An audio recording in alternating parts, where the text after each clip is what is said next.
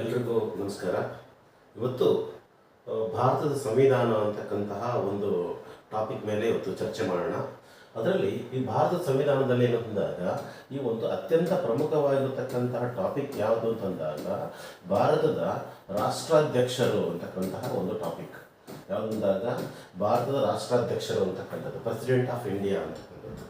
ಈ ಒಂದು ಭಾರತದ ರಾಷ್ಟ್ರಾಧ್ಯಕ್ಷರು ಅಂತಕ್ಕಂಥದ್ದು ಸಂವಿಧಾನದ ಎಷ್ಟನೇ ಭಾಗದಲ್ಲಿ ಬರುತ್ತೆ ಅಂತ ಪ್ರಶ್ನೆ ಕೇಳ್ತಾರೆ. ಭಾಗ ಎಷ್ಟು ಅಂತ ಬಂದಾಗ ಭಾಗ 5.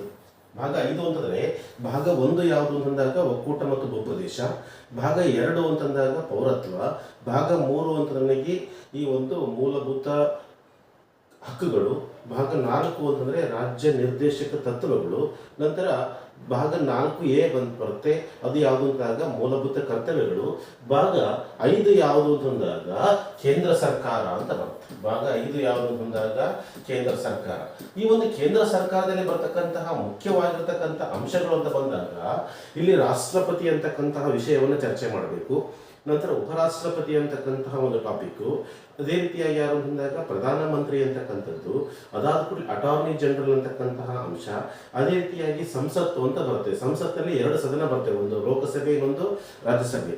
ಅದೇ ರೀತಿಯಾಗಿ ಲೋಕಸಭಾ ಸ್ಪೀಕರ್ ಅಂತಕ್ಕಂತಹ ವಿಷಯವನ್ನು ಚರ್ಚೆ ಮಾಡಬೇಕು. ಅದೇ ರೀತಿಯಾಗಿ ಯಾವುದು ಅಂತಂದಾಗ ಸುಪ್ರೀಂ ಕೋರ್ಟು, CAC, ಇಷ್ಟು ವಿಷಯಗಳನ್ನು ಇಲ್ಲಿ ಅಂತಂದಾಗ ಕೇಂದ್ರ ಸರ್ಕಾರದಲ್ಲಿ ಚರ್ಚೆ ಮಾಡಬೇಕಾಗುತ್ತೆ. ಅದರಲ್ಲಿ ಇವತ್ತು ಈ ಒಂದು ಮೊದಲನೇ ಟಾಪಿಕ್ ಆಗಿರತಕ್ಕಂತಹ ರಾಷ್ಟ್ರಾಧ್ಯಕ್ಷರು ಅಂತಕ್ಕಂಥದ್ದು, ಪ್ರೆಸಿಡೆಂಟ್ ಆಫ್ ಇಂಡಿಯಾ ಅಂತ ಪದವನ್ನು ಬಳಕೆ ಮಾಡ್ತೀವಿ. ಯಾವುದು ಅಂತಂದಾಗ ಪ್ರೆಸಿಡೆಂಟ್ ಆಫ್ ಇಂಡಿಯಾ ಅಂತಕ್ಕಂಥದ್ದು, ಪ್ರೆಸಿಡೆಂಟ್ ಆಫ್ ಇಂಡಿಯಾ ಅಂತಕ್ಕಂಥದ್ದು ನಮ್ಮ ದೇಶದ ಒಂದು ಸಂವಿಧಾನದಲ್ಲಿ ಬಳಕೆ ಆಗಿರತಕ್ಕಂಥ ಪದ ಯಾವುದು ಅಂತಂದಾಗ ಪ್ರೆಸಿಡೆಂಟ್ ಆಫ್ ಇಂಡಿಯಾ ಅಂತಕ್ಕಂಥದ್ದು. ಆದರೆ ಇದನ್ನು ನಾವು ಈ ರಾಷ್ಟ್ರಾಧ್ಯಕ್ಷರನ್ನ ನಾವು ಯಾವ ಹೆಸರಿನಿಂದಾಗ ರಾಷ್ಟ್ರಪತಿಗಳು ಅಂತಕ್ಕಂತಹ ಹೆಸರಲ್ಲೂ ಸಹ ಕರೀತಕ್ಕಂಥದ್ದು ನಮಗೆ ರೂಢಿಯಲ್ಲಿ ಕಂಡುಬರುತ್ತೆ. ರಾಷ್ಟ್ರಾಧ್ಯಕ್ಷರನ್ನ ರಾಷ್ಟ್ರಪತಿಗಳು ಅಂತಕ್ಕಂತಹ ಹೆಸರು ಕರೀತೀವಿ. ಈ ಒಂದು ರಾಷ್ಟ್ರಾಧ್ಯಕ್ಷರು ಅಂತ ಬಂದಾಗ ಇಲ್ಲಿ ರಾಷ್ಟ್ರಾಧ್ಯಕ್ಷರು ಬಳಸ್ತಕ್ಕಂತಹ ಇನ್ನು ಕೆಲವೊಂದು ಪದಗಳು ಏನೇನಿದಾವೆ, ರಾಷ್ಟ್ರಾಧ್ಯಕ್ಷರು ಬಳಸ್ತಕ್ಕಂಥ ಕೆಲವೊಂದು ಪದಗಳು ಅಂತ ಬಂದಾಗ ನಮ್ಮ ದೇಶದ ರಾಷ್ಟ್ರಾಧ್ಯಕ್ಷರನ್ನ ನಾವು ರಾಷ್ಟ್ರಪತಿ ಅಂತ ಕರಿತೀವಿ ನಾವು.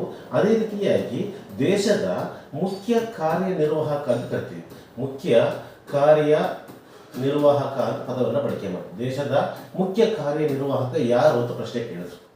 ನಮ್ಮ ದೇಶದ ಮುಖ್ಯ ಕಾರ್ಯನಿರ್ವಾಹಕ ಯಾರು ಅಂತ ಕೇಳಿದ್ರು.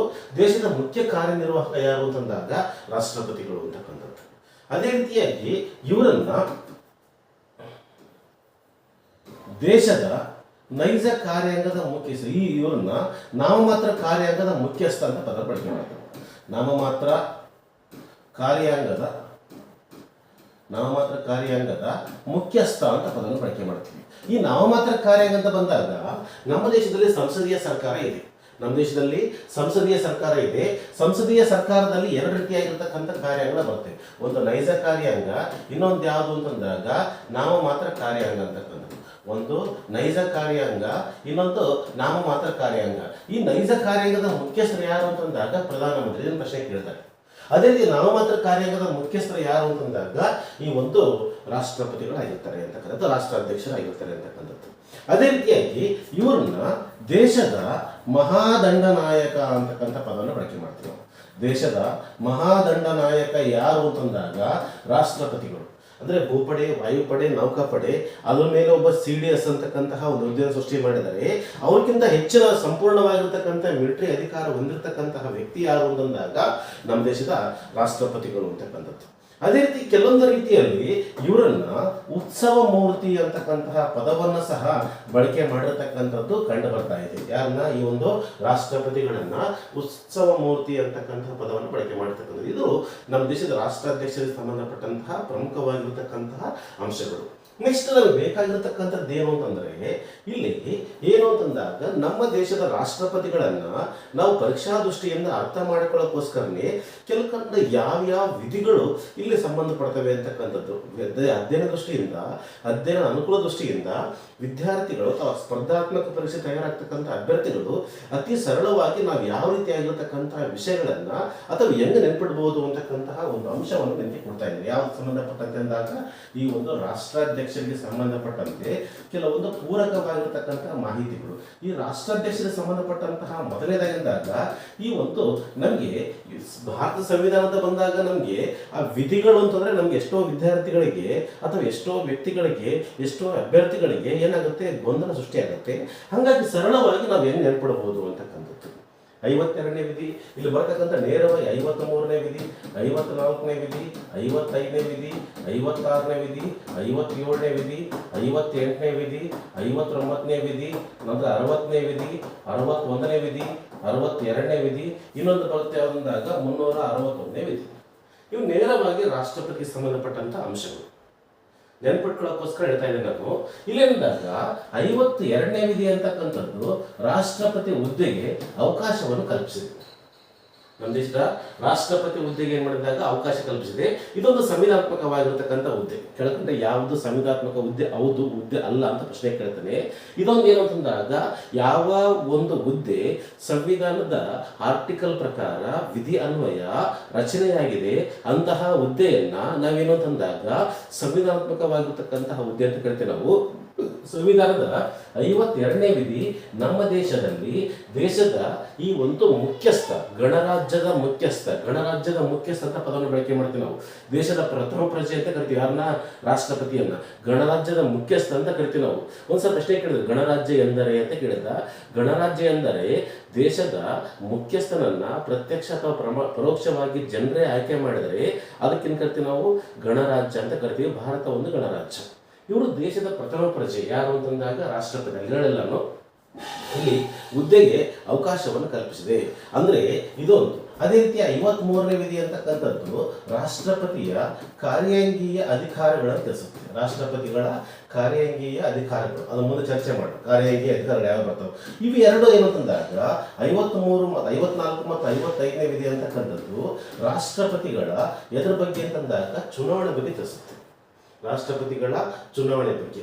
56ನೇ ವಿಧಿ ಅಂತಕ್ಕಂಥದ್ದು ಮುಖ್ಯವಾಗಿ ಎರಡು ವಿಷಯಗಳು. ಒಂದು ಏನು ಅಂತಂದಾಗ ಅಧಿಕಾರಾವಧಿ, ಇನ್ನೊಂದು ಏನು ಅಂದಾಗ ರಾಜೀನಾಮೆ ಬಗ್ಗೆ ತಿಳಿಸುತ್ತೆ. ಅಧಿಕಾರಾವಧಿ ಮತ್ತು ರಾಜೀನಾಮೆ ಬಗ್ಗೆ. 57ನೇ ವಿಧಿ ಅಂತಕ್ಕಂಥದ್ದು ಮರು ಚುನಾವಣೆಗೆ ಅರ್ಹತೆ ಅಂತಕ್ಕಂಥದ್ದು. ಏನಂದಾಗ ಮರು ಚುನಾವಣೆಗೆ ಅರ್ಹತೆ ಅಂತಕ್ಕಂಥದ್ದು.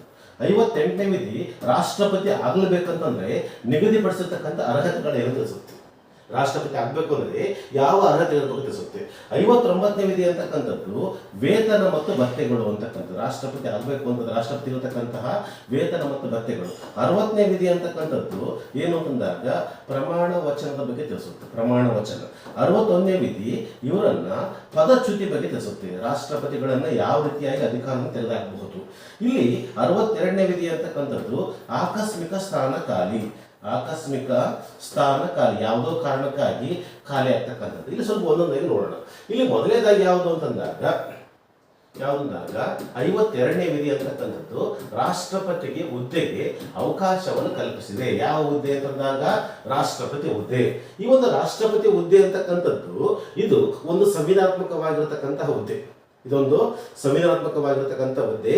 ಯಾವುದೇ ಕಾರಣಕ್ಕಾಗಿ ಹುದ್ದೆ ಅಂತಕ್ಕಂಥದ್ದು ಇರಲೇಬೇಕು. ಈ ಹುದ್ದೆ ಖಾಲಿ ಇರಲಿಕ್ಕೆ ಅವಕಾಶ ಇಲ್ಲ. ಇದು ಗೊತ್ತಿರಬೇಕು ನಮಗೆ. ಎಷ್ಟು 52ನೇ ವಿಧಿ. 53ನೇ ವಿಧಿ ಅಂತಕ್ಕಂಥದ್ದು ರಾಷ್ಟ್ರಪತಿಗಳ ಅಧಿಕಾರಗಳಿಂದ ಬರ್ತವೆ. ಅಲ್ಲಿ ಕಾರ್ಯಾಂಗೀಯ, ಶಾಸನೀಯ, ತುರ್ತುಪಡಿಸಿದ ಅಧಿಕಾರಗಳು, ಇತರ ಅಧಿಕಾರಗಳು ಬರ್ತವೆ. ಅಲ್ಲಿ ಚರ್ಚೆ ಮಾಡೋಣ. ನೆಕ್ಸ್ಟ್ ನಮ್ಗೆ ವೆರಿ ಇಂಪಾರ್ಟೆಂಟ್ ಯಾವುದು ಅಂದಾಗ 54 ಮತ್ತು 55ನೇ ವಿಧಿ. ಇಲ್ಲಿರ್ತಕ್ಕಂತಹ 54 ಮತ್ತು 55ನೇ ವಿಧಿ ಈ ಒಂದು ರಾಷ್ಟ್ರಪತಿಗಳ ಒಂದು ಚುನಾವಣೆ ಅಥವಾ ಆಯ್ಕೆಯನ್ನು ತಿಳಿಸುತ್ತೆ. ರಾಷ್ಟ್ರಪತಿಗಳನ್ನ ಹೆಂಗ್ ಆಯ್ಕೆ ಮಾಡ್ತೀವಿ ನಾವು, ಇದು ಸ್ವಲ್ಪ ಬಹಳಷ್ಟು ಟ್ವಿಸ್ಟ್ ಇರತಕ್ಕಂಥದ್ದು. ಪರೀಕ್ಷಾ ದೃಷ್ಟಿಯಿಂದ ಬಹಳ ಮುಖ್ಯವಾಗಿರತಕ್ಕಂತಹ ಒಂದು ಅಂಶ. ರಾಷ್ಟ್ರಪತಿಯನ್ನು ಆಯ್ಕೆ ಮಾಡತಕ್ಕಂತಹ ವಿಧಾನ ಅಂತ ಬಂದಾಗ ಮೊದಲನೇದಾಗಿ ರಾಷ್ಟ್ರಪತಿಗಳನ್ನ ಯಾವ ವಿಧಾನದ ಮೂಲಕ ಆಯ್ಕೆ ಮಾಡ್ತೀವಿ ಅಂತಂದಾಗ ಪರೋಕ್ಷ ವಿಧಾನದ ಮೂಲಕ ಆಯ್ಕೆ ಮಾಡ್ತೀವಿ. ನಮ್ಮ ದೇಶದ ನಾವು ಯಾವಾಗಲೂ ಚುನಾವಣೆಯನ್ನ ಪ್ರತ್ಯಕ್ಷವಾಗಿ ಮಾಡಬಹುದು, ಪರೋಕ್ಷವಾಗಿ ಮಾಡಬಹುದು. ಪ್ರತ್ಯಕ್ಷ ಅಂತಂದ್ರೆ ಜನರೇ ನೇರವಾಗಿ ರಾಷ್ಟ್ರಪತಿ ಚುನಾವಣೆಯಲ್ಲಿ ಭಾಗವಹಿಸಿದರೆ ಅದನ್ನ ಪ್ರತ್ಯಕ್ಷ ವಿಧಾನ ಅಂತ ಕರಿತೀವಿ ನಾವು. ಆದರೆ ನಮ್ಮ ದೇಶದಲ್ಲಿ ನಾವು ಜನರು ಅಂತಕ್ಕಂಥದ್ದು, ಪ್ರಜೆಗಳಂತಕ್ಕಂಥದ್ದು ರಾಷ್ಟ್ರಪತಿಯ ಚುನಾವಣೆಯಲ್ಲಿ ನೇರವಾಗಿ ಭಾಗವಹಿಸಂಗಿಲ್ಲ. ನಾವು ಆಯ್ಕೆ ಮಾಡಿರ್ತಕ್ಕಂಥ ಪ್ರತಿನಿಧಿಗಳು, ನಾವು ಆಯ್ಕೆ ಮಾಡಿರ್ತಕ್ಕಂಥ MLAಗಳು, MP ಗಳು ಯಾರನ್ನ ಆಯ್ಕೆ ಮಾಡ್ತಾರೆ ಅಂತಂದಾಗ ಈ ಒಂದು ರಾಷ್ಟ್ರಪತಿಗಳನ್ನು ಆಯ್ಕೆ ಮಾಡ್ತಾರೆ.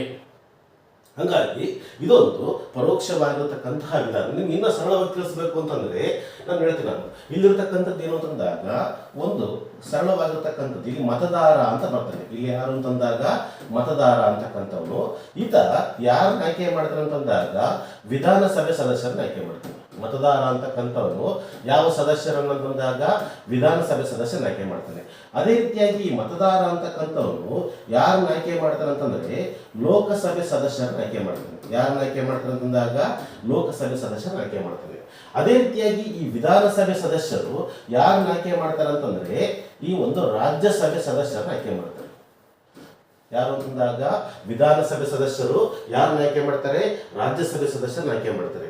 ಅದೇ ರೀತಿಯಾಗಿ ಇಲ್ಲಿರ್ತಕ್ಕಂತಹ ಲೋಕಸಭೆ ಸದಸ್ಯರು, ನಂತರ ಈ ರಾಜ್ಯಸಭೆ ಸದಸ್ಯರು, ಅದೇ ರೀತಿಯಾಗಿ ವಿಧಾನಸಭೆಯ ಸದಸ್ಯರು, ಇವರೆಲ್ಲ ಸೇರ್ಕೊಂಡು ನಮ್ಮ ದೇಶದ ಅತ್ಯಂತ ಪ್ರಮುಖವಾಗಿರತಕ್ಕಂತಹ ಒಂದು ಹುದ್ದೆ ಯಾರನ್ನ ಆಯ್ಕೆ ಮಾಡ್ತಾರೆ ಅಂತಂದಾಗ ರಾಷ್ಟ್ರಪತಿಯನ್ನು ಆಯ್ಕೆ ಮಾಡ್ತಾರೆ. ಅದೇ ರೀತಿಯಾಗಿ ಇಲ್ಲಿರ್ತಕ್ಕಂತಹ ಇನ್ನೊಂದು ಪ್ರಮುಖವಾಗಿರತಕ್ಕಂತಹ ಹುದ್ದೆ ಅಂತಂದಾಗ ಉಪರಾಷ್ಟ್ರಪತಿ ಚುನಾವಣೆಯಲ್ಲಿ ಭಾಗವಹಿಸ್ತಕ್ಕಂಥವ್ರು ಅಥವಾ ಉಪರಾಷ್ಟ್ರಪತಿಯನ್ನು ಯಾರು ಆಯ್ಕೆ ಮಾಡ್ತಾರೆ ಅಂತಂದಾಗ ಲೋಕಸಭೆ ಸದಸ್ಯರು ಜೊತೆಗೆ ರಾಜ್ಯಸಭೆ ಸದಸ್ಯರು ಸೇರ್ಕೊಂಡು ಯಾರನ್ನ ಆಯ್ಕೆ ಮಾಡ್ತಾರೆ ಅಂತಂದಾಗ ಉಪರಾಷ್ಟ್ರಪತಿಯನ್ನು ಆಯ್ಕೆ ಮಾಡ್ತಾರೆ. ಅಂದರೆ ನಮಗೆ ಇಲ್ಲಿ ಬೇಕಾಗಿರತಕ್ಕಂಥ ಪಾಯಿಂಟ್ ಏನಂದಾಗ ರಾಷ್ಟ್ರಪತಿಯನ್ನ ಮತದಾರ ಆಯ್ಕೆ ಮಾಡ್ತಾನೆ. ಅಂದ್ರೆ ನೇರವಾಗಿ ಆಯ್ಕೆ ಮಾಡ್ತಾ ಇಲ್ಲ, ಬದಲಾಗಿ ನಾವು ಆಯ್ಕೆ ಮಾಡಿರ್ತಕ್ಕಂತಹ ಈ ಲೋಕಸಭೆ ಸದಸ್ಯರು, ನಾವು ಆಯ್ಕೆ ಮಾಡಿರ್ತಕ್ಕಂಥ ವಿಧಾನಸಭೆ ಸದಸ್ಯರು, ವಿಧಾನಸಭೆ ಆಯ್ಕೆ ಮಾಡಿರ್ತಕ್ಕಂಥ ರಾಜ್ಯಸಭೆ ಸದಸ್ಯರು ಏನ್ ಮಾಡ್ತಾರೆ ಅಂದಾಗ ರಾಷ್ಟ್ರಪತಿಯನ್ನ ಆಯ್ಕೆ ಮಾಡ್ತಾರೆ. ಅಂದರೆ ಇಲ್ಲಿ ಬೇಕಾಗಿರತಕ್ಕಂಥದ್ದು ರಾಷ್ಟ್ರಪತಿಯನ್ನ ನಾವು ಯಾವ ವಿಧಾನದ ಮೂಲಕ ಆಯ್ಕೆ ಮಾಡ್ತೀವಿ ಅಂತಂದಾಗ ಪರೋಕ್ಷ ವಿಧಾನದ ಮೂಲಕ ಆಯ್ಕೆ ಮಾಡ್ತೀವಿ.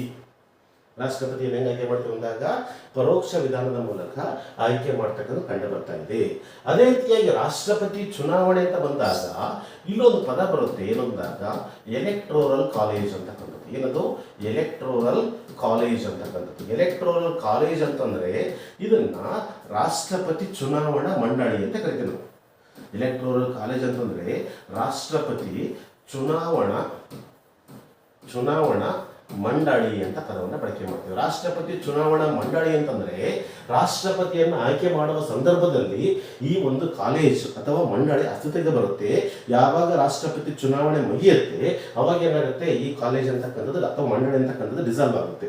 ಈ ಒಂದು ಎಲೆಕ್ಟೋರಲ್ ಕಾಲೇಜ್ನಲ್ಲಿ ಅಥವಾ ರಾಷ್ಟ್ರಪತಿ ಚುನಾವಣೆಯಲ್ಲಿ ಭಾಗವಹಿಸುವ ಸದಸ್ಯರು, ರಾಷ್ಟ್ರಪತಿ ಚುನಾವಣೆಯಲ್ಲಿ ಯಾರು ಭಾಗವಹಿಸ್ತಾರೆ ಅಂತಕ್ಕಂಥದ್ದು ಇದು ಪ್ರಶ್ನೆ ಕೇಳಿದ್ರೆ, ರಾಷ್ಟ್ರಪತಿ ಚುನಾವಣೆಯಲ್ಲಿ ಯಾರು ಭಾಗವಹಿಸುತ್ತಾರೆ ಅಂತ ಬಂದಾಗ ಇಲ್ಲಿ ಮುಖ್ಯವಾಗಿ ಎರಡು ಬರ್ತದೆ. ಯಾರು ಅಂತಂದಾಗ ಸಂಸತ್ನ ಸದಸ್ಯರು, ಸಂಸತ್ತಿನ ಜೊತೆಗೆ ಇನ್ನೊಬ್ರು ಯಾರು ಅಂತಂದಾಗ ವಿಧಾನಸಭೆಗಳ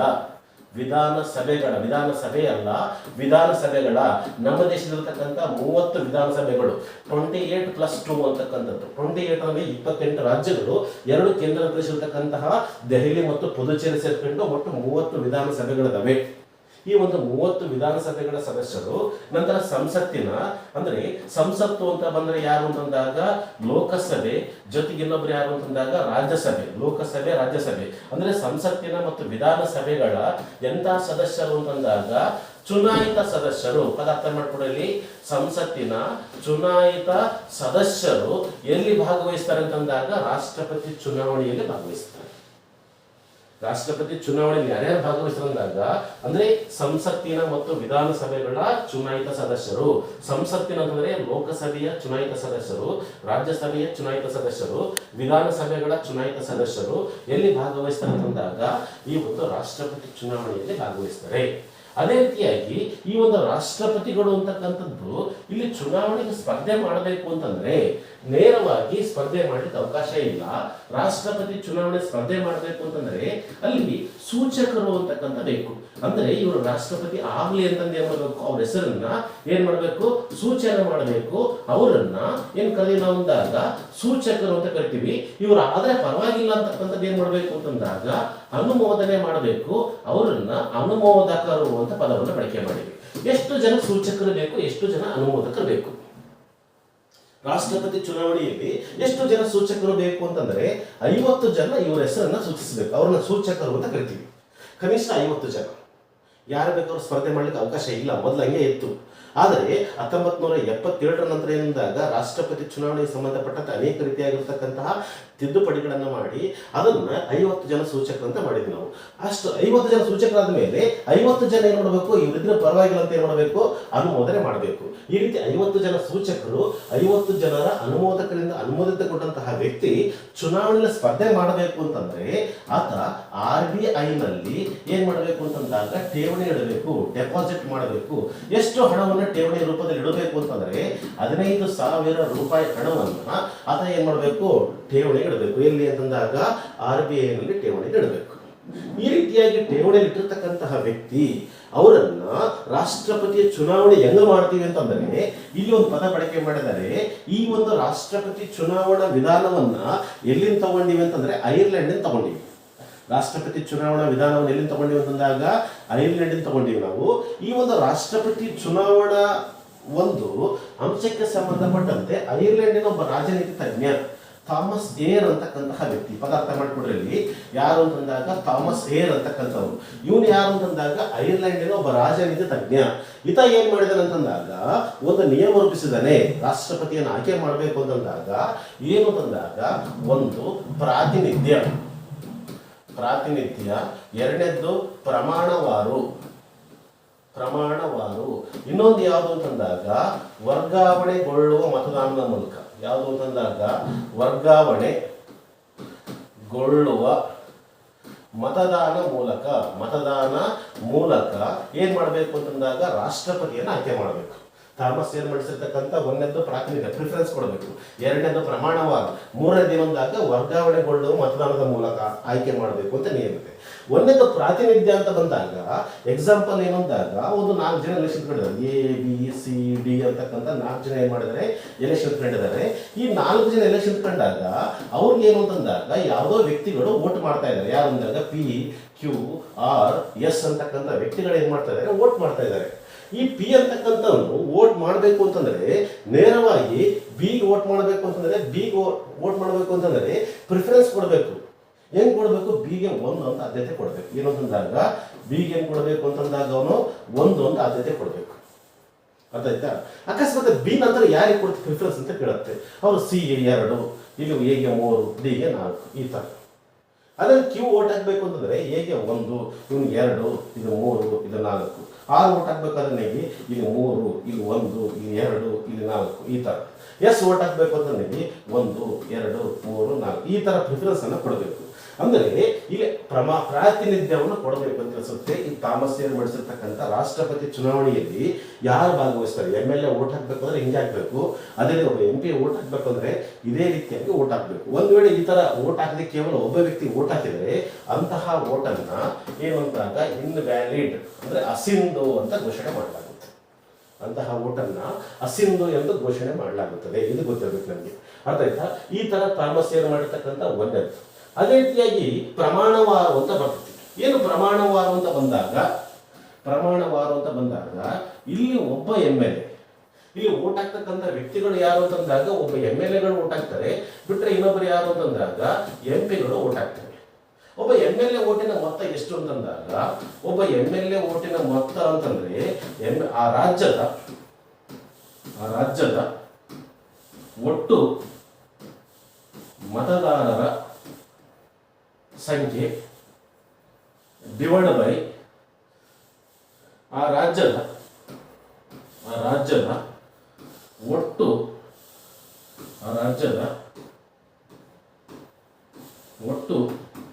ಚುನಾಯಿತ MLAಗಳ ಸಂಖ್ಯೆ ಇಂಟು 1/1000 ಅಂತ ಹಾಕಿದ್ರು. ಇಂಟು 1/1000 ಅಂತ ಈ ತರ ಹಾಕಿದ್ರು ನಾವು. ಈ ತರ ಆಧಾರದ ಮೇಲೆ ಒಬ್ಬ MLA ಓಟಿನ ಮೊತ್ತ ಮಾಡಲಾಗುತ್ತೆ. ಅಂದ್ರೆ ಇಲ್ಲಿ ಮತದಾರರ ಸಂಖ್ಯೆ ಅಂತಕ್ಕಂಥದ್ದು ಜನಸಂಖ್ಯೆಗಿಂತ ಏನಾಗಿರುತ್ತೆ, ಕಡಿಮೆ ಇರುತ್ತೆ. ಈ ರೀತಿ ವೋಟ್ ಮಾಡಿದಾಗ ಒಬ್ಬ ಕರ್ನಾಟಕದ MLA ಓಟಿನ ಮೊತ್ತ 131 ಅಂತ ನಿಗದಿ ಮಾಡಲಾಗಿದೆ. ಕರ್ನಾಟಕದ ಒಬ್ಬ MLA ಓಟಿನ ಮೊತ್ತ 131. ಕರ್ನಾಟಕದಲ್ಲಿ 131 ಒಟ್ಟು ಎಷ್ಟಿದೆ MLAಗಳು ಅಂತಂದಾಗ 224 ಅಂದರೆ ಈ ಎಷ್ಟು ಚೆನ್ನಾಗಿ ಆಗ್ತಾವ ಅಷ್ಟು ಓಟುಗಳು ಎಲ್ಲಿಂದ ಇದಾವೆ, ಕರ್ನಾಟಕದಿಂದ ಬಂದಿದ್ದಾವೆ ಅಂತ ಅರ್ಥ. ಇದು ಪ್ರಮಾಣವಾರು. ಯಾವ್ದು ಪ್ರಮಾಣ ಅಂತಂದಾಗ ಒಬ್ಬ MLA ಓಟಿನ ಮೊತ್ತ ಅಂತಕ್ಕಂಥದ್ದು. ಅದೇ ರೀತಿಯಾಗಿ ಒಬ್ಬ MP ಓಟಿನ ಮೊತ್ತ ಎಷ್ಟು ಅಂತ ಬಂದ್ರೆ ಒಟ್ಟು ಚಲಾಯಿತಗೊಂಡ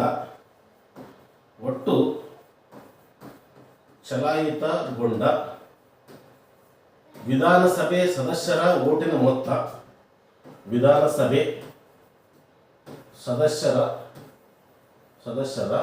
ಓಟಿನ ಮೊತ್ತ ಡಿವೈಡ್ ಬೈ ಒಟ್ಟು ಸಂಸತ್ತಿನ ಚುನಾಯಿತ ಎಂಪಿಗಳ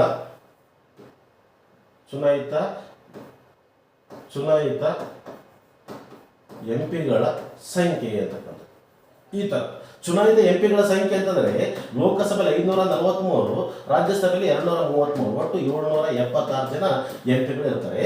ಈ ರೀತಿಯಾಗಿ ನಾವು ತಗೊಂಡಾಗ ಒಬ್ಬ MP ಓಟಿನ ಮೊತ್ತ ಎಷ್ಟು ಅಂತಂದಾಗ 708 ಅಂತ ಕೌಂಟ್ ಮಾಡಲಾಗುತ್ತೆ. ಅಂದ್ರೆ ಒಬ್ಬ MP ಓಟ್ ಹಾಕಿದ್ರೆ ಎಷ್ಟು ಪ್ರಮಾಣ ಅಂತಂದ್ರೆ 708 ಓಟ್ ಹಾಕಿದಂಗ, ಒಬ್ಬ MLA ಓಟ್ ಹಾಕಿದ್ರೆ ಎಷ್ಟು ಅಂತಂದಾಗ 131 ಓಟ್ ಹಾಕಿದಂಗ. ಈ ತರ ಏನು ಅಂತಂದಾಗ ಈ ಒಂದನೇದ್ದು ಪ್ರಾತಿನಿಧ್ಯ, ಎರಡನೇದು ಪ್ರಮಾಣವಾರು, ಇನ್ನೊಂದು ವರ್ಗಾವಣೆಗೊಳ್ಳುವ ಮತದಾನದ ಮೂಲಕ ಅಂತ ಬರುತ್ತೆ. ಏನದು ವರ್ಗಾವಣೆ ಅಂತ ಬಂದಾಗ ರಾಷ್ಟ್ರಪತಿ ಚುನಾವಣೆಯನ್ನ ಮಾಡಬೇಕು ಅಂತಂದ್ರೆ ಒಂದು ಪದ ಗೊತ್ತಿರ್ಬೇಕು ನಮ್ಗೆ. ಏನು ಅಂತಂದಾಗ ಕೋಟಾ ವಿಧಾನ ಅಂತ ಪದವನ್ನು ಬಳಕೆ ಮಾಡ್ತಾರೆ.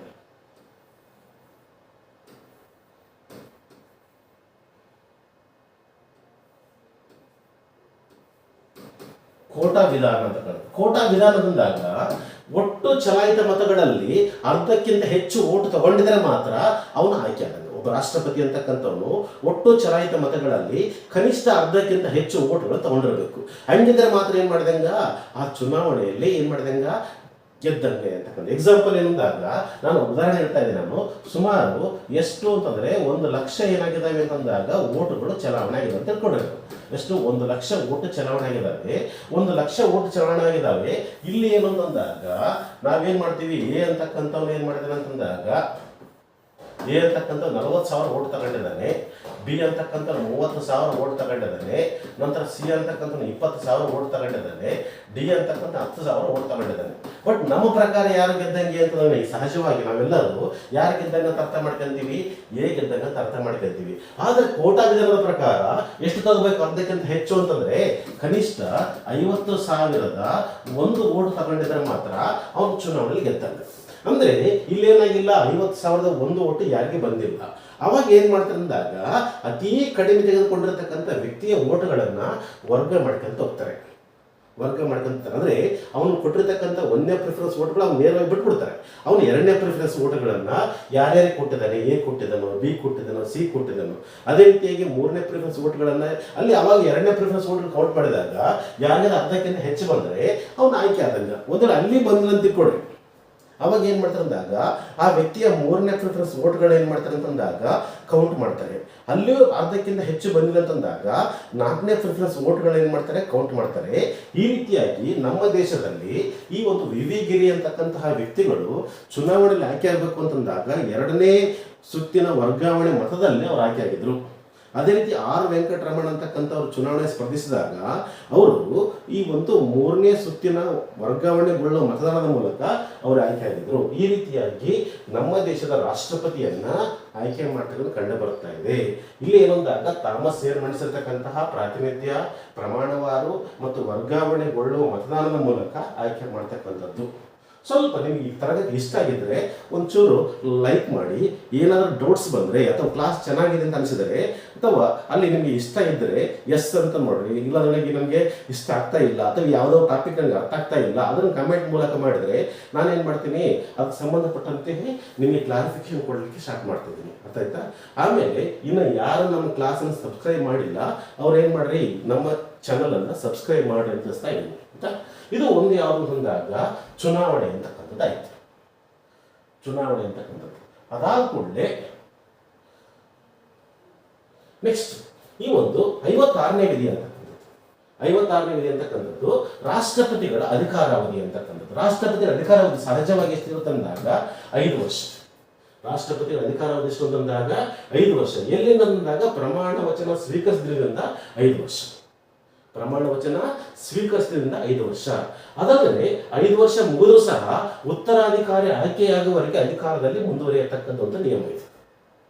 5 ವರ್ಷ ಮುಗಿದರೂ ಸಹ ಉತ್ತರಾಧಿಕಾರಿ ಆಯ್ಕೆಯಾಗುವವರೆಗೆ ಅಧಿಕಾರದಲ್ಲಿ ಮುಂದುವರಿಯತಕ್ಕಂಥ ನಿಯಮ ಇದೆ. ಅದೇ ರೀತಿಯಾಗಿ ಅಧಿಕಾರಾವಧಿಗೆ ಮುನ್ನ ಇವರು ರಾಜೀನಾಮೆ ಕೊಡಬಹುದು.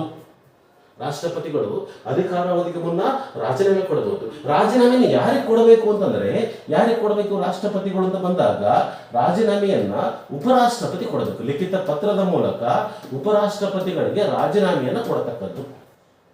ಲಿಖಿತ ಪತ್ರದ ಮೂಲಕ ಉಪರಾಷ್ಟ್ರಪತಿಗಳಿಗೆ ರಾಜೀನಾಮೆ ಕೊಡಬೇಕು ಅಂತಕ್ಕಂಥದ್ದು. ಇನ್ನೊಂದು 57ನೇ ವಿಧಿ ಅಂತ ಬರುತ್ತೆ, ಮರು ಚುನಾವಣೆಗೆ ಅರ್ಹತೆ. ಮರು ಚುನಾವಣೆ ಅಂತ ಬಂದಾಗ ನಮ್ಮ ದೇಶದ ರಾಷ್ಟ್ರಪತಿ ಅಂತಕ್ಕಂಥವ್ರು ಎಷ್ಟು ಬಾರಿ ಬೇಕಾದ್ರೆ ರಾಷ್ಟ್ರಪತಿ ಚುನಾವಣೆಗೆ ಸ್ಪರ್ಧೆ ಮಾಡಬಹುದು. ಆಯ್ತಾ? ನಮ್ಮ ದೇಶದಲ್ಲಿ ಯಾರು ಅಂತಂದಾಗ ರಾಜೇಂದ್ರ ಪ್ರಸಾದ್ 2ನೇ ಚುನಾವಣೆಗೆ ಸ್ಪರ್ಧೆ ಮಾಡಿದ್ರು. ಆದರೆ ಅಮೆರಿಕದಲ್ಲಿ ಹಂಗಲ್ಲ. ಒಬ್ಬ ಅಧ್ಯಕ್ಷ ಕೇವಲ 2 ಸಾರಿ ಮಾತ್ರ ಏನಾಗುತ್ತೆ ಅಂದಾಗ ಆಯ್ಕೆ ಆಗಲಿಕ್ಕೆ ಸ್ಪರ್ಧೆ ಮಾಡಲಿಕ್ಕೆ ಅವಕಾಶ ಇರುತ್ತೆ. ಬಟ್ ಭಾರತದಲ್ಲಿ ಎಷ್ಟು ಬಾರಿ ಬೇಕಾದರೆ ಮರು ಚುನಾವಣೆಗೆ ಅರ್ಹತೆ ಪಡೆದಿರ್ತಾರೆ. ಎಷ್ಟನೇ ವಿಧಿ ಪ್ರಕಾರ ಅಂದಾಗ 57ನೇ ವಿಧಿ ಪ್ರಕಾರ. ನೆಕ್ಸ್ಟ್, ಈ ಒಂದು ರಾಷ್ಟ್ರಪತಿ ಆಗಬೇಕು ಅಂತಂದರೆ ನಿಗದಿಪಡಿಸಿರ್ತಕ್ಕಂಥ ಅರ್ಹತೆಗಳು 58ನೇ ವಿಧಿ ಅಂತಕ್ಕಂಥದ್ದು ರಾಷ್ಟ್ರಪತಿ ಆಗಲಿಕ್ಕಿರ್ತಕ್ಕಂತಹ ಅರ್ಹತೆಗಳ ಬಗ್ಗೆ ತಿಳಿಸುತ್ತೆ. ಏನು ಅಂತಂದಾಗ ಸಹಜವಾಗಿ ಏನಾಗಿರ್ಬೇಕು ಅಂತಂದಾಗ ಭಾರತದ ಪ್ರಜೆಯಾಗಿರಬೇಕು ಅಂತಕ್ಕಂಥದ್ದು. ಎರಡನೇದ್ದು 35 ವರ್ಷ ವಯಸ್ಸಾಗಿರಬೇಕು ಅಂತಕ್ಕಂಥದ್ದು. ರಾಷ್ಟ್ರಪತಿ ಆಗಬೇಕು ಅಂತಂದ್ರೆ ಕನಿಷ್ಠ 35 ವರ್ಷ ವಯಸ್ಸಾಗಿರಬೇಕು ಅಂತಕ್ಕಂಥದ್ದು. ನಂತರ ಇಲ್ಲಿ ಒಂದು ಪದ ಬಳಕೆ ಮಾಡಿದರೆ ಲಾಭದಾಯಕ ಹುದ್ದೆ ಅಂತಕ್ಕಂಥದ್ದು. ಲಾಭದಾಯಕ ಹುದ್ದೆ ಕೇಂದ್ರ ಸರ್ಕಾರ ಮತ್ತು ರಾಜ್ಯ ಸರ್ಕಾರದ ಅಡಿಯಲ್ಲಿ ಬರ್ತಕ್ಕಂತಹ ಯಾವುದೇ ಲಾಭದಾಯಕ ಹುದ್ದೆಯನ್ನ ಹೊಂದಿರಬಾರದು ಅಂತಕ್ಕಂಥ. ಕೇಂದ್ರ ಮತ್ತು ರಾಜ್ಯ ಸರ್ಕಾರದ ಅಡಿಯಲ್ಲಿ ಬರ್ತಕ್ಕಂತಹ ಯಾವುದೇ ಲಾಭದಾಯಕ ಹುದ್ದೆಯನ್ನ ನೋಡ್ರಿ, ಪದಾರ್ಥ ಮಾಡಿಕೊಡಲಿ ಹೊಂದಿರಬಾರದು. ಅಲ್ಲಿ ಪದಗಳು ಏನು ಕೊಟ್ಟಿದ್ರೆ ಅಂತ ನೋಡ್ಕೋಬೇಕು ನಾವು. ಎಕ್ಸಾಮ್ನಲ್ಲಿ ಏನು ಕೊಟ್ಟಿರ್ತಂದಾಗ ಕೆಳಕಂಡ ಯಾವ ಹೇಳಿಕೆ ತಪ್ಪಾಗಿದ್ದಂತೆ ಕೊಟ್ಟಿರ್ತಾನೆ, ಕೇಂದ್ರ ಮತ್ತು ರಾಜ್ಯ ಸರ್ಕಾರದ ಅಡಿಯಲ್ಲಿ ಬರುವ ಲಾಭದಾಯಕ ಹುದ್ದೆಯನ್ನು ಹೊಂದಿರಬೇಕು ಅಂತ ಬರುತ್ತಾನೆ. ಹಂಗಾಗಿ ಸರಿಯಾಗಿ ಅರ್ಥ ಮಾಡ್ಕೋಬೇಕು, ಹೊಂದಿರಬಾರದು ಅಂತಕ್ಕಂಥದ್ದು. ಆಯ್ತಾ? ನೆಕ್ಸ್ಟ್, ಅದೇ ರೀತಿಯಾಗಿ ಯಾವುದೊಂದಾಗ ಸಂಸತ್ತಿನ ಮತ್ತು ರಾಜ್ಯ ಶಾಸಕಾಂಗದ ಸದಸ್ಯನಾಗಿರಬಾರದು ಅಂತಕ್ಕಂಥದ್ದು. ಸಂಸತ್ತಿನ ಮತ್ತು ರಾಜ್ಯ ಶಾಸಕಾಂಗದ ಸದಸ್ಯನಾಗಿರಬಾರದು ಅಂತಕ್ಕಂಥದ್ದು. ಸದಸ್ಯನಾಗಿರಬಾರ್ದಾಗ ಲೋಕಸಭೆ ಮತ್ತು ರಾಜ್ಯಸಭೆಯ ಸದಸ್ಯನಾಗಿರಬಾರ್ದು, ಅಥವಾ ರಾಜ್ಯ ವಿಧಾನಸಭೆ ಮತ್ತು ವಿಧಾನ ಪರಿಷತ್ತಿನ ಸದಸ್ಯನಾಗಿರಬಾರ್ದು. ಅಂದ್ರೆ ಆಗಿದ್ದರೆ ಅವ್ರು ಏನ್ ಮಾಡ್ಬೇಕು, ಅದಕ್ಕೆ ರಾಜೀನಾಮೆ ಕೊಡಬೇಕು ಆಯ್ಕೆ ಆದ ನಂತರ. ಅದೇ ರೀತಿಯಾಗಿ ಇನ್ನೊಂದು ಮಾನಸಿಕ ಅಸ್ವಸ್ಥ ಆಗಿರಬಾರ್ದು ಅಂತಕ್ಕಂಥದ್ದು. ಅಪರಾಧಿ ಆಗಿರಬಾರ್ದು ಅಂತಕ್ಕಂಥದ್ದು. ಅದೇ ರೀತಿಯಾಗಿ ಆರ್ಥಿಕ ದಿವಾಳಿ ಆಗಿರಬಾರದು ಅಂತಕ್ಕಂಥದ್ದು. ಆರ್ಥಿಕ ದಿವಾಳಿ ಆಗಿರಬಾರದು ಅಂತಕ್ಕಂಥದ್ದು. ಈ ಒಂದು ಮಾನಸಿಕ ಅಸ್ವಸ್ಥ ಅಂದ್ರೆ ಯಾವುದೇ ನಿರ್ಧಾರ ತೆಗೆದುಕೊಳ್ಳುವಲ್ಲಿ ಅವನು ಸ್ಥಿಮಿತವಾಗಿರಬೇಕು. ಅಪರಾಧ ಹಿನ್ನೆಲೆಯಲ್ಲಿ ಬಂದಿರಬಾರ್ದು. ಅದೇ ಆರ್ಥಿಕ ದಿವಾಳಿ ಆಗಿರಬಾರ್ದು. ಅಂದ್ರೆ ಸಂಪೂರ್ಣವಾಗಿ ಇನ್ನೊಬ್ಬರಿಂದ ತೆಗೆದುಕೊಂಡಿರ್ತಕ್ಕಂಥ ಸಾಲವನ್ನ ಪರಿಹರಿಸದೆ ಅವನು ಏನ್ ಮಾಡಿದ್ರೆ ಅಂತಕ್ಕಂಥದ್ದು ನನ್ನಿಂದ ಆಗಲ್ಲ ಅಂತ ಹೇಳ್ತಿದ್ದಾರೆ, ಅವನ್ನ ಆರ್ಥಿಕ ದಿವಾಳಿ ಅಂತ ಕರಿತೀವಿ ನಾವು. ಆರ್ಥಿಕ ದಿವಾಳಿ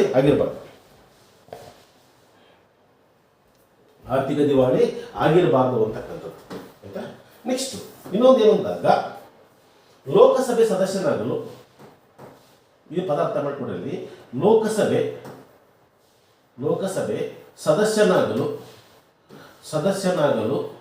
ಹೊಂದಿರುವ ಅರ್ಹತೆ ಹೊಂದಿರಬೇಕು ಅಂತಕ್ಕಂಥದ್ದು. ಇಲ್ಲಿ ಪದ ಅರ್ಥ ಮಾಡ್ಕೊಡ್ರಿ. ಇಲ್ಲಿ ನಾ ಅಕಸ್ಮಾತ್ ಉಪರಾಷ್ಟ್ರಪತಿ ಕೊಟ್ರೆ ಅಲ್ಲಿ ಪದ ಚೇಂಜ್ ಮಾಡಿದ್ದಾರೆ, ರಾಜ್ಯಸಭೆ ಸದಸ್ಯನಾಗಲು ಹೊಂದಿರುವ ಅರ್ಹತೆ ಅಂತ ಕೊಟ್ಟಿದ್ದಾರೆ. ಈ ರೀತಿಯಾಗಿ ಇವುಗಳನ್ನು ನೆನ್ಪಿಟ್ಕೋಬೇಕು ನಾವು. ಅಲ್ಲಿ 4ರಲ್ಲಿ ಕೊಟ್ಟು ಕೆಳಗಿನ 1, 2, 3 ಸರಿ, 1, 2, 3, 4 ಸರಿ ಈ ತರ ಕೊಟ್ಟಿರ್ತಾರೆ. ಸ್ವಲ್ಪ ಇವು ಸಹ ಸರಳ ಅನಿಸ್ತವೆ, ಆದ್ರೂ ಸ್ವಲ್ಪ ನಾವು ಗಮನ ಹರಿಸಬೇಕು ಅಂತಕ್ಕಂಥದ್ದು ಯಾವುದರಿಂದಾಗ ಅರ್ಹತೆ ಅಂತ ಬಂದಾಗ. ಆಯ್ತಾ? ನೆಕ್ಸ್ಟ್, ಈ ಒಂದು ವೇತನ ಮತ್ತು ಭತ್ಯೆಗಳು ಅಂತ ಬರ್ತವೆ. ಇಲ್ಲಿ ವೇತನ ಮತ್ತು ಭತ್ಯೆ ಅಂತ ಬಂದಾಗ ಇಲ್ಲಿ ರಾಷ್ಟ್ರಪತಿಗಳಿಗೆ ಮಾಸಿಕ ಎಷ್ಟು ವೇತನ ಇದೆ ಅಂತಕ್ಕಂಥದ್ದು 59ನೇ ವಿಧಿ ಅಂತಕ್ಕಂಥದ್ದು. ವೇತನ ಮತ್ತು ಭತ್ಯೆಗಳು ಮಾಸಿಕ 5 ಲಕ್ಷ ವೇತನ ಇದೆ. ಮಾಸಿಕ 5 ಲಕ್ಷ ವೇತನ ಇರುತ್ತೆ. ಜೊತೆಗೆ ಎಲ್ಲಾ ರೀತಿಯ ಭತ್ಯೆಗಳಿರುತ್ತೆ. ಭತ್ಯೆಗಳನ್ನು ಹೊಂದಿರ್ತಾನೆ. ಯಾರು ಅಂದಾಗ ರಾಷ್ಟ್ರಪತಿ ಅಂತಕ್ಕಂಥವನು 5 ಲಕ್ಷ ಮಾಸಿಕ ವೇತನ, ಎಲ್ಲ ರೀತಿಯ ಭತ್ಯೆಗಳು, ಜೊತೆಗೆ ಮುಂದುವರೆದ ಏನು ಅಂತಂದಾಗ ರಾಷ್ಟ್ರಪತಿಗೆ ಪಿಂಚಣಿ ಸೌಲಭ್ಯ ಇದೆ ಅಂತ ಗೊತ್ತಿರಬೇಕು ನಮಗೆ. ಅದೇ ರೀತಿಯಾಗಿ ಇವರ ಅಧಿಕೃತ ನಿವಾಸ ಅಂತಂದ್ರೆ ರಾಷ್ಟ್ರಪತಿ ಭವನ. ಅಧಿಕೃತ ನಿವಾಸ ಯಾವುದು ಅಂತಂದಾಗ ರಾಷ್ಟ್ರಪತಿ ಭವನ. ರಾಷ್ಟ್ರಪತಿ ಭವನ ಎಲ್ಲಿ ಕಂಡು ಬರುತ್ತೆ ಅಂತ ಪ್ರಶ್ನೆ ಕೇಳಿದ್ರು, ರೈಸಿನ ಬೆಟ್ಟಗಳಲ್ಲಿ ಕಂಡು ಬರುತ್ತೆ. ನವದೆಹಲಿಯ ರೈಸಿನ ಬೆಟ್ಟಗಳಲ್ಲಿ ಏನು ಕಂಡು ಬರುತ್ತಂದಾಗ ಈ ಒಂದು ರಾಷ್ಟ್ರಪತಿ ಭವನ ಅಂತ ಕಂಡು ಬರುತ್ತೆ. ಅದಲ್ಲದೆ ಈ ರಾಷ್ಟ್ರಪತಿ ಭವನ ಅಂತಕ್ಕಂಥದ್ದು ಸುಮಾರು 340 ಕೋಣೆ ಇರತಕ್ಕಂಥ ದೊಡ್ಡದಾಗಿರ್ತಕ್ಕಂಥ ಬಂಗಲೆ. ಇದನ್ನ ಯಾವಾಗ ತಂದಾಗ 1929ರಲ್ಲಿ ಎಡ್ವರ್ಡ್ ಲುಟಿಯನ್ಸ್ ಅಂತಕ್ಕಂಥ ಒಬ್ಬ ಬ್ರಿಟಿಷ್ ವ್ಯಕ್ತಿ, ಲುಟಿಯನ್ಸ್ ಅಂತಕ್ಕಂಥ ವ್ಯಕ್ತಿ 1929ರಲ್ಲಿ ಆಗಿರತಕ್ಕಂಥ ವೈಸ್ರಾಯಿನ ಅಧಿಕೃತ ನಿವಾಸವಾಗಿ ಇದನ್ನು ಕಟ್ಟಿದ್ದಾರೆ, ಅದು ಗೊತ್ತಿರಬೇಕು. ಅದಲ್ಲದೆ ಈ ಒಂದು ಸಿಮ್ಲಾದಲ್ಲಿ ಇವರಿಗೆ ಬೇಸಿಗೆ ಅರಮನೆ. ಈ ಒಂದು ಸಿಮ್ಲಾದ ಚಾರಬ್ರಾ ಅಂತ ಕರಿತೀವಿ ನಾವು. ಬೇಸಿಗೆ ಅರಮನೆ ಸಿಮ್ಲಾದ ಯಾವುದು ಅಂತಂದಾಗ ಚಾರಬ್ರಾ ಅಂತಕ್ಕಂಥದ್ದು, ಇದು ಬೇಸಿಗೆ ಅರಮನೆ. ಅದೇ ರೀತಿಯಾಗಿ ಇನ್ನೊಂದು ಚಳಿಗಾಲದ ಅರಮನೆ ಅಂತ ಬರುತ್ತೆ. ಚಳಿಗಾಲದ ಅರಮನೆ ಅಂತಕ್ಕಂಥದ್ದು ಎಲ್ಲಿ ಅಂತಂದಾಗ ಹೈದರಾಬಾದ್ನ ಬೊಲೋರಾಮ್ ಅಂತಕ್ಕಂಥದ್ದು ಇವರ ಚಳಿಗಾಲದ ಅರಮನೆ ಇದೆ. ಅದಲ್ಲದೆ ಇವರಿಗೆ ಏರ್ ಇಂಡಿಯಾ 1 ಅಂತಕ್ಕಂತಹ ಒಂದು ವಿಮಾನ ಸೌಕರ್ಯ ಇರುತ್ತೆ. ಅದೇ ರೀತಿಯಾಗಿ ಎ ಕ್ಲಾಸ್ ಮರ್ಚೆಸ್ ಬೆಂಚ್ ಅಂತಕ್ಕಂತಹ ಒಂದು ಕಾರಿನ ಸೌಲಭ್ಯ ಇರುತ್ತೆ. ಈ ತರ ಒಂದು ರಾಷ್ಟ್ರಪತಿಗಿರತಕ್ಕಂತಹ ಪ್ರಮುಖವಾಗಿರತಕ್ಕಂತಹ ಒಂದು ಅಂಶಗಳು ಅಂತಕ್ಕಂಥದ್ದು. ನೆಕ್ಸ್ಟ್ ಯಾವುದು ಅಂತಂದಾಗ ಈ ಒಂದು ಪ್ರಮಾಣ ವಚನ ಅಂತಕ್ಕಂಥ ರಾಷ್ಟ್ರಪತಿಗಳು ಯಾರ ಪ್ರಮಾಣ ವಚನ ಬೋಧಿಸ್ತಾರೆ? ಸಂವಿಧಾನದ ಎಷ್ಟನೇ ವಿಧಿ ಪ್ರಕಾರ ಅಂದಾಗ 60ನೇ ವಿಧಿ ಪ್ರಕಾರ ಇವರಿಗೆ ಪ್ರಮಾಣ ವಚನ ಬಂದಾಗ ಇವರಿಗೆ ಯಾರು ಬೋಧಿಸಿದಾಗ ಸುಪ್ರೀಂ ಕೋರ್ಟ್ನ ಮುಖ್ಯ ನ್ಯಾಯಾಧೀಶರು ಇವರಿಗೆ ಪ್ರಮಾಣ ವಚನವನ್ನು ಬೋಧಿಸುತ್ತಾರೆ. ಇವರಿಗೆ ಪ್ರಮಾಣ ವಚನ ಬೋಧಿಸುತ್ತಾರೆ. ಸ್ವಲ್ಪ ಯಾಕೆ ಈ ತರ ಹೇಳ್ತಾ ಇದ್ದಾರೆ ಅಂದಾಗ, ನೀವು ಈ ತರ ಪದಗಳನ್ನು ಬರ್ಕೊಡ್ರಿ, ಒಂದು 52, 53, 54, 55 ಈ ತರ ಬರ್ಕೊಡ್ರಿ, ಅದು ಏನ್ ಹೇಳ್ತಂತ ನೆನಪು ಮಾಡ್ಕೊಡ್ರಿ ಅಷ್ಟೇ. ಪರೀಕ್ಷೆಯಲ್ಲಿ ಏನೇ ಪ್ರಶ್ನೆ ಕೇಳಿದ್ರೆ ನಾವೇನ್ ಮಾಡಬಹುದು ಅಂತಂದಾಗ ಆನ್ಸರ್ ಮಾಡಬಹುದು ಅಂತಕ್ಕಂಥ ಸುಪ್ರೀಂ ಕೋರ್ಟ್ನ ಮುಖ್ಯ ನ್ಯಾಯಾಧೀಶರು ಇವರಿಗೆ ಪ್ರಮಾಣ ವಚನ ಬೋಧಿಸುತ್ತಾರೆ. ನೆಕ್ಸ್ಟ್ ಪದಚ್ಯುತಿ ಅಂತ ಬರುತ್ತೆ, ಸ್ವಲ್ಪ ದೊಡ್ಡದಾಗಿರ್ತಕ್ಕಂಥ ಟಾಪಿಕ್ ಇದು. ಎಷ್ಟು ಅಂತಂದಾಗ 61ನೇ ವಿಧಿ ಅಂತಕ್ಕಂಥದ್ದು ಪದಚ್ಯುತಿ ಅಂತ ಕರಿತೀವಿ ನಾವು. ಪದಚ್ಯುತಿ ಅಂತಂದ್ರೆ ರಾಷ್ಟ್ರಪತಿಯನ್ನ ಅಧಿಕಾರದಿಂದ ತೆಗೆದುಹಾಕ್ತಕ್ಕಂಥ ವಿಧಾನ. ವಿಧಾನಕ್ಕೆ ಈ ಒಂದು ಅಧಿಕಾರದಿಂದ ತೆಗೆದುಹಾಕ್ತಕ್ಕಂತಹ ಅಧಿಕಾರ ಯಾರಿಗಿದೆ ಅಂತ ಕೇಳಿದ್ರೆ ಸಂಸತ್ತಿಗಿದೆ. ಸಂಸತ್ತು ಯಾವ ಸಂದರ್ಭದಲ್ಲಿ ಇವರನ್ನು ತೆಗೆದುಹಾಕಬಹುದು ಅಂದಾಗ ಅಧಿಕಾರ ನಿರ್ವಹಣೆ ಅಸಮರ್ಥತೆ ಸಂದರ್ಭದಲ್ಲಿ, ಇವರು ರಾಷ್ಟ್ರಪತಿಯಾಗಿ ಕೆಲಸ ಮಾಡಲಿಕ್ಕೆ ಆಗ್ತಾ ಇಲ್ಲ, ಅವಾಗ ತೆಗೆದುಹಾಕಬಹುದು. ಸಂವಿಧಾನಕ್ಕೆ ವಿರುದ್ಧವಾಗಿ ನಡ್ಕೊಂಡ್ರೆ ಇವ್ರನ್ನ ತೆಗೆದುಹಾಕಬಹುದು. ಶತ್ರು ರಾಷ್ಟ್ರ ಜೊತೆಗೆ ಗುಪ್ತವಾಗಿ ಒಪ್ಪಂದ ಮಾಡಿಕೊಂಡಿದ್ರೆ, ನೋಡ್ರಿ, ಒಂದನೇದ್ದು ಸಂವಿಧಾನ ಅಧಿಕಾರ ನಿರ್ವಹಿಸಲು ಅಸಮರ್ಥತೆ ಸಂದರ್ಭದಲ್ಲಿ, ಎರಡನೇದು ಸಂವಿಧಾನಕ್ಕೆ ಅಗೌರವ ತರುವಲ್ಲಿ ಅಥವಾ ವಿರುದ್ಧವಾಗಿ ನಡ್ಕೊಂಡ್ರೆ ತೆಗೆದುಹಾಕಬಹುದು. ಇನ್ನೊಂದು ವೆರಿ ಇಂಪಾರ್ಟೆಂಟು, ಶತ್ರು ರಾಷ್ಟ್ರ ಜೊತೆಗೆ ಉತ್ತಮವಾಗಿರತಕ್ಕಂಥ ಸಂಬಂಧವನ್ನು ಹೊಂದಿದ್ರೆ ಇವರನ್ನು ತೆಗೆದುಹಾಕಬಹುದು. ಈ ಒಂದು ರಾಷ್ಟ್ರಪತಿಯನ್ನು ತೆಗೆದುಹಾಕ್ತಕ್ಕಂತಹ ವಿಧಾನಕ್ಕೆ ಏನ್ ಕರಿತೀವಿ ಅಂತಂದಾಗ ಮಹಾಭಿಯೋಗ. ಇದನ್ನ ಇಂಪೀಚ್ಮೆಂಟ್ ಅಂತ ಪದವನ್ನು ಬಳಕೆ ಮಾಡಿದ್ರೆ ಏನಂದಾಗ ಇಂಪೀಚ್ಮೆಂಟ್ ಅಂತಕ್ಕಂಥದ್ದು. ಈ ಒಂದು ಮಹಾಭಿಯೋಗ ಮಾಡತಕ್ಕಂಥ ಅಧಿಕಾರ ಯಾರಿಗಿದೆ ಅಂತಂದಾಗ ಸಂಸತ್ತಿಗಿದೆ. ಈ ಒಂದು ಮಹಾಭಿಯೋಗದ ಮೂಲಕ ಕೆಳಕಂಡ ಯಾವ ಹುದ್ದೆಗಳನ್ನು ತೆಗೆದುಹಾಕ್ತಾರೆ ಅಂತ ಕೇಳಿದ್ರೆ ಯಾರನ್ನ ಅಂತಂದಾಗ ರಾಷ್ಟ್ರಪತಿಯನ್ನು ತೆಗೆದುಹಾಕ್ತೀವಿ, ನಾವು ಉಪರಾಷ್ಟ್ರಪತಿಯನ್ನು ತೆಗೆದುಹಾಕ್ತೀವಿ, ನಂತರ ಯಾರನ್ನಂತಂದಾಗ ಸುಪ್ರೀಂ ಕೋರ್ಟ್ನ ನ್ಯಾಯಾಧೀಶರನ್ನ, ಹೈಕೋರ್ಟ್ನ ನ್ಯಾಯಾಧೀಶರನ್ನ, CAGಯನ್ನ, ಅದೇ ರೀತಿ ಯಾರಂದಾಗ ಮುಖ್ಯ ಚುನಾವಣಾ ಆಯುಕ್ತರನ್ನ ಕೇವಲ 6 ಹುದ್ದೆಗಳನ್ನು ಮಾತ್ರ ಎದರ ಮೂಲಕ ತೆಗೆದುಹಾಕ್ತೀವಿ ಅಂತಂದಾಗ ಮಹಾಭಿಯೋಗದ ಮೂಲಕ ತೆಗೆದುಹಾಕ್ತೀವಿ. ಇದು ಸ್ವಲ್ಪ ಗೊತ್ತಿರಬೇಕು ನನಗೆ.